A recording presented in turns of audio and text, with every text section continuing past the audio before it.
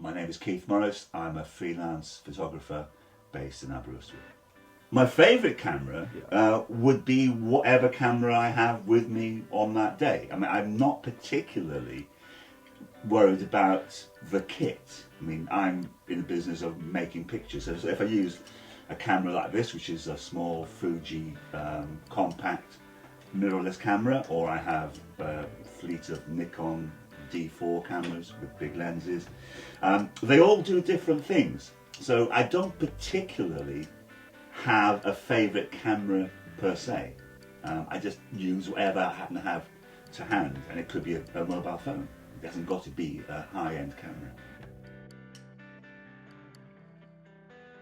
Why digital photography? One thing, it's much quicker.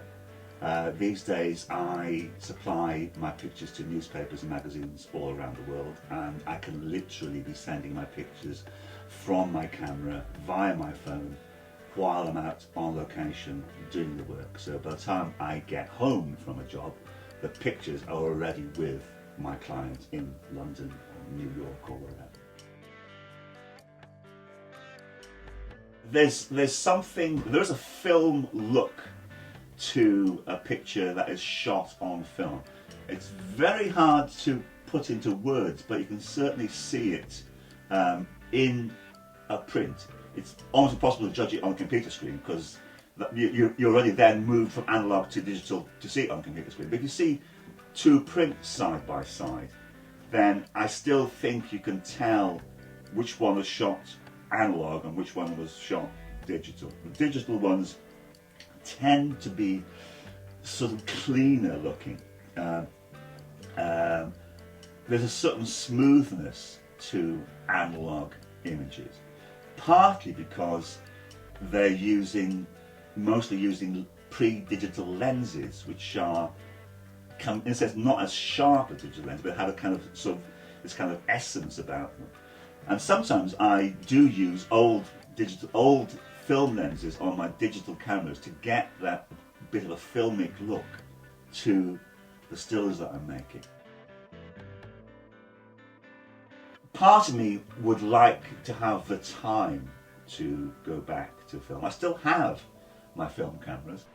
Professionally, no, because there's no way that I could actually get the work that I do to a client if I shot it on film. If I sent them a roll of film, or if I sent them a picture or a transparency or a print, they wouldn't know what to do with it anymore, because their entire workflow is based upon getting stuff either through email or Dropbox or FTP or on a CD or a DVD. They are not geared up anymore to working with analog physical objects. So if I went back to film, I would start.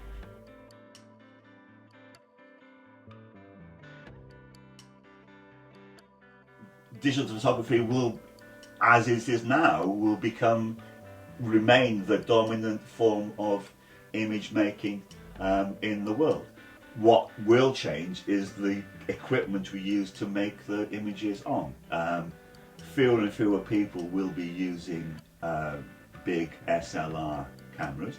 More and more people will be using either small compact like this or the next generations of mobile phones, or light field cameras. There's a whole range of new opportunities coming out for making images digitally. I can't predict the future. All I know is that it's going to be digital of some sort or another, and that the gap between image creation and image distribution is going to get ever smaller. It's become much more of a challenge, even more than it is now, for people to make a living at photography, because there'll be so much more stuff around and so much more good stuff around. So it's going to be an interesting time, and I don't know where it's going to end up.